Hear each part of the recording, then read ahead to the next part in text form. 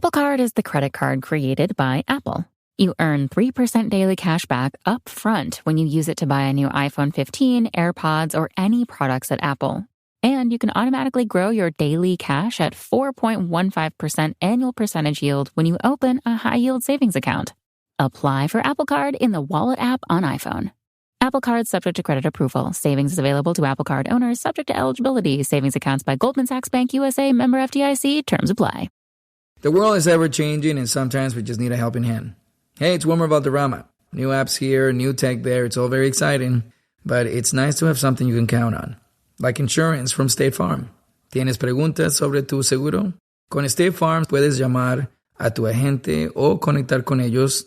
Aprende más en es.statefarm.com. Like a good neighbor, State Farm is there. Hello and welcome to the Paddock and the Pavilion with Stephen Wallace. In each show, Stephen will interview someone connected to the world of horse racing or cricket. In today's podcast, I am back with Gay Kelleway, the Exning-based trainer who has just returned from the Polish-Ukraine border after delivering crucial and critical supplies for the Ukrainian refugees and their pets, including horses. Thanks for joining me again, Gay. Yeah, hi, Stephen. Nice to join you again. Well, to start with, I'd like to thank you and the others for what you have done and are doing. Yeah, it's great. I mean, Team Charley Man, they went in a convoy of 8 from Calais, and they went to the border, well, just up this side of the border, Lviv, to drop off at warehouses food and urgent medical supplies. They were in big lorries, and it took quite a long time. And Ocean Murphy was part of that convoy, whereas I went via Harwich with another lorry behind me, Jenny and Tim Thompson-Jones. I don't know if anybody remembers Tim Thompson-Jones. And so they had a bigger lorry with lots of shavings, bikes in, and various other urgent medical supplies for horses. And I took feed, bedding, medical supplies, rugs, head collars, ropes, chiffonies, everything they needed. They've got nothing there, nothing at the hub in Lviv in Poland. So, so we went Harwich, and we went through Holland, Germany and Poland. But Neil and I sort of got a head start a bit because we're in a smaller lorry. Jenny was in a big lorry, and it's quite hard driving those big lorries. It's obviously restricted on, whereas we haven't. We got a Renault Master, so we kicked on, and we actually did it. We only stayed 2 nights. When we went away, we did it from Sunday night from Harwich, and we got back home at midnight Wednesday. So we really did a lot of hard driving. I think one day we did 15 hours. We never had dinner. I think we had one proper meal, which was breakfast one morning. So that was it. And that's basically our grueling journey back and forth. It was hard. It was 2,800 miles. It was hard, but it's really, really worthwhile. I can't tell you. So did you get any sleep? Oh, you must have got some. Yeah, we did. We got 2 decent nights sleep. We got in late at 11, went straight to bed, and then got up about 7 the next morning, bearing in mind they're an hour ahead over there, which is always a bit of a bug bind for us when we come from the UK. So, yeah. And it was Neil Carson that was with you, wasn't it? Yeah, Neil Carson, Willie Carson's son. He's about the same age as me. And his wife, Julie. Our phones didn't work, believe it or not, when we were in part of Germany, in Dresden. We stayed overnight in Dresden on the way back, and our phones didn't work for both of our phones. We were on different networks for about half a day. And fortunately, Julia, Neil's wife, who's a medic, and she wanted to come with us, but she couldn't get the time off, sadly. She was guiding us through, and it was basically put us on a German network that didn't work.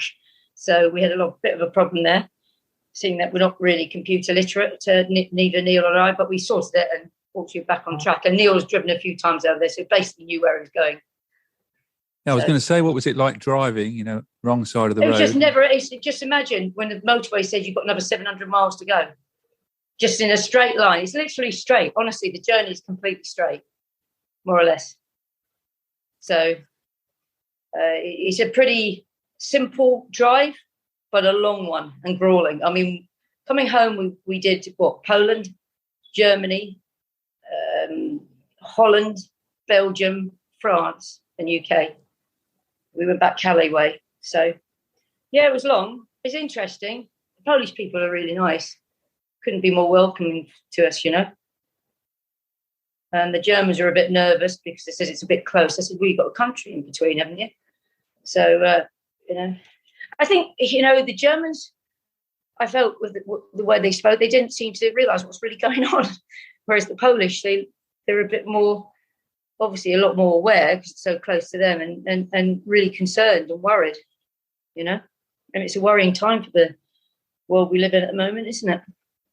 Well, it certainly is. Well, it's Good Friday as we're recording, and people in the UK are enjoying the sunshine, but you've taken action in a completely different area, a war-torn area. What was the reaction when you first got there from the people?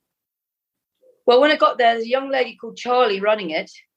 Surprisingly, she was only about in her early 30s. She went over there just to give them a hand, and she's ended up staying there 3 months.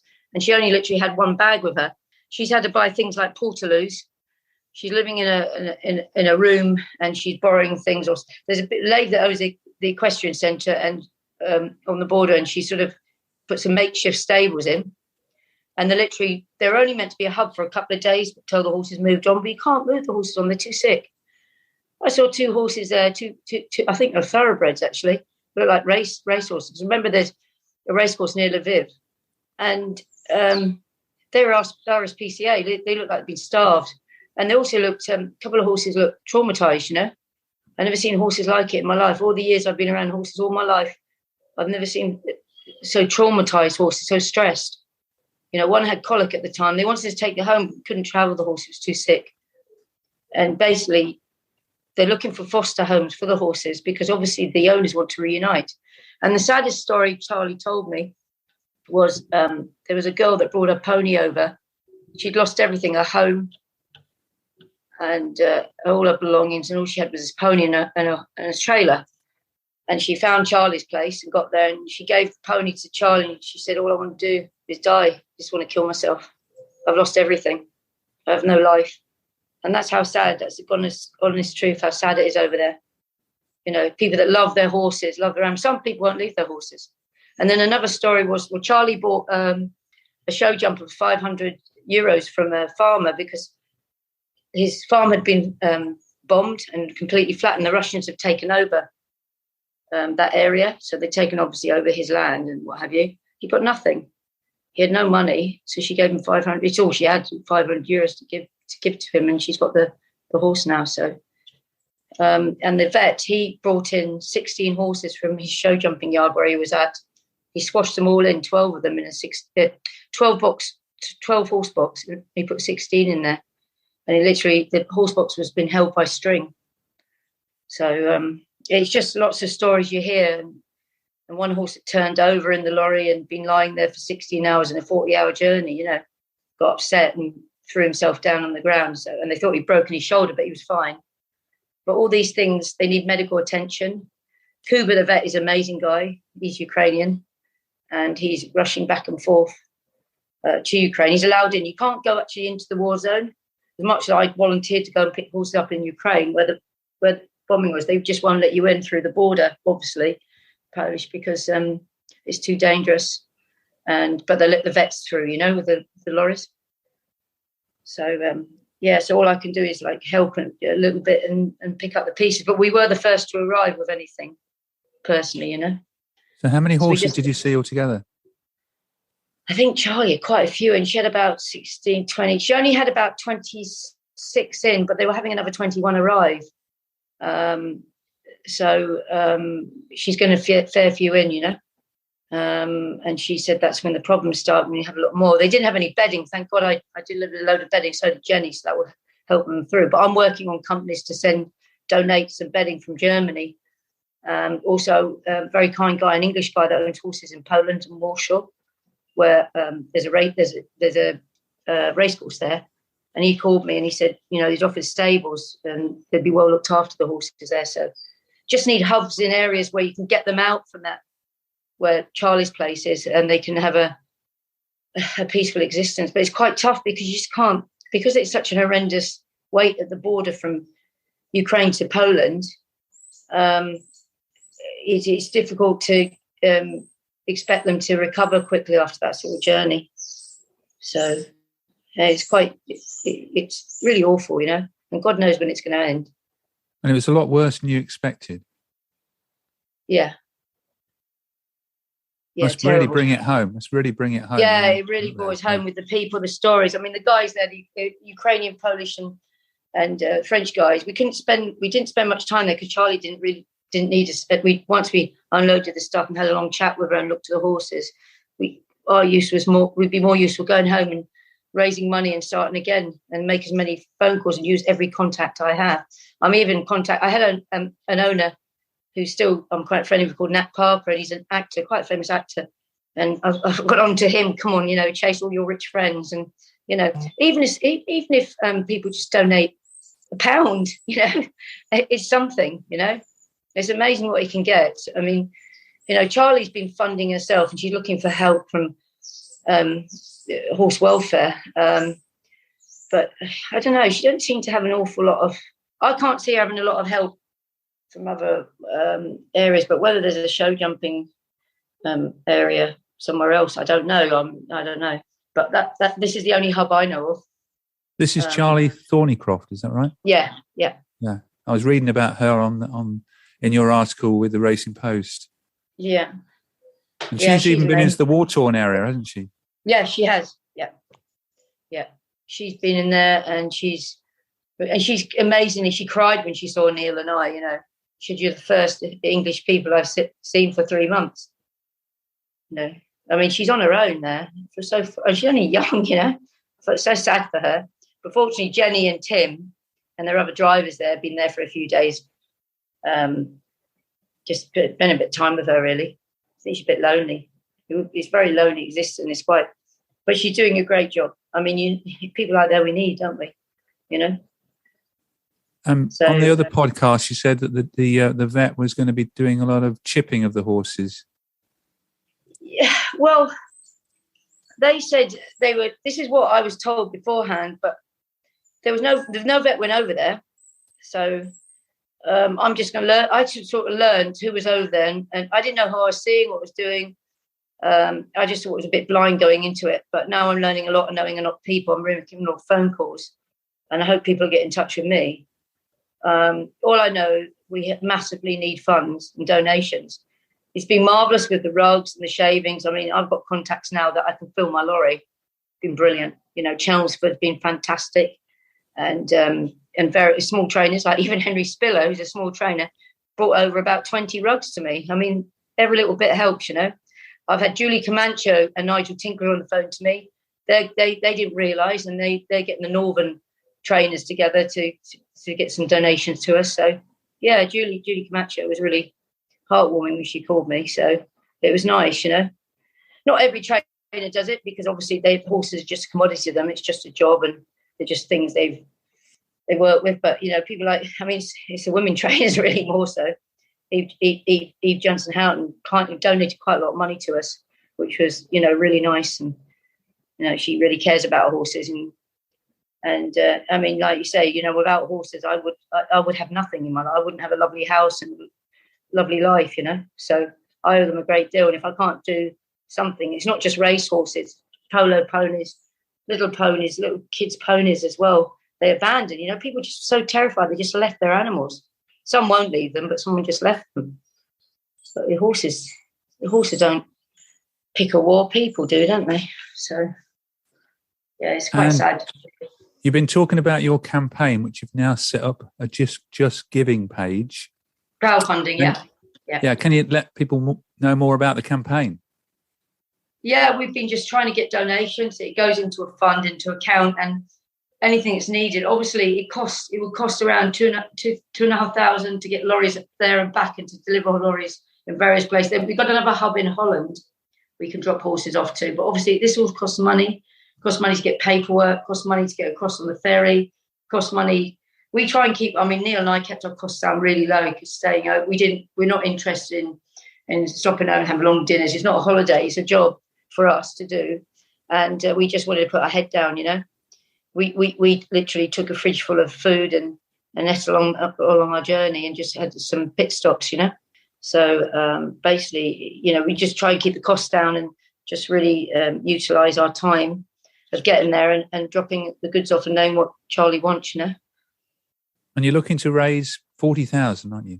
Yeah, as much as I can, really. That's sort of a target for me, you know, as much as we can to help horses. I want to have enough money that people can go in there, pick them up. And, or, you know, a lot of people are kind, like Ben from Brannan's, the transport company. He managed to get us on a ferry over there because we're aid workers. So, you know, that we get a free pass there, which is great. So, yeah, and I provide the wear and tear on my lorry, which I don't mind, you know. I'm happy to do that, and I put some funds in myself anyway. So, you know, well, as we record now on Good Friday, just early afternoon, you've already hit 10%, so a good start. Yeah, great. I mean, I started when I was sat in Calais Airport, Calais Port, and started got the up and running, and everybody's been great. Donations, brilliant. I've just been making lots of phone calls, putting it out. People like you know, to put it out there to people. It's amazing. Really kind people. Even a pound, it goes a long way, you know. Well, it's the least we can do when you see where you've been. It's easy for us sitting on our sofa watching the telly and enjoying the bank holiday weekend, but you've really taken some action. And you're also considering going back yourself again. Yeah, I'll go back on the 28th during Guinness weekend. I've got nothing in the Guinness, so I'm all right. I'm going to Doncaster Sales next week. And then I've got my good filly, 3-year-old, running a listed race on the 28th, which I'll go to. And I'll get the 28th ferry at Chelmsford, and I'll go from the 28th in the evening from Harwich. And then we'll make our way down there and be back by the following Tuesday, which I'll go up to Chester then. I've got my good 2-year-old that won the other day, Ocean Cloud, running at Chester. So I have a wonderful team at home. My head girl, Liz, has been with me for 22 years. And I've got PJ O'Gorman, Bill O'Gorman's son, as my assistant. And I've got a good staff. You know, we're not short staffed. We've got plenty of staff. We're only a small team of 25 horses. So, yeah, I've got a great team around me, and they've been very supportive. And they could totally they get me because they know how much I love my horses, that I want to do this, you know. Yeah, well, I've seen you've got runners this weekend, and best of luck for the Ascot filly Hope.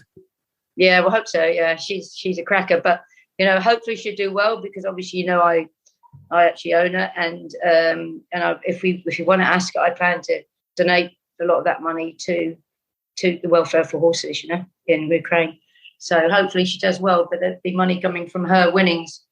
I've already put some in from her first win. It wasn't a lot. I mean, we only won $3,000, you know, but it's something. And I put £500 of that into the front, and I put it from the team and staff towards the campaign in Ukraine.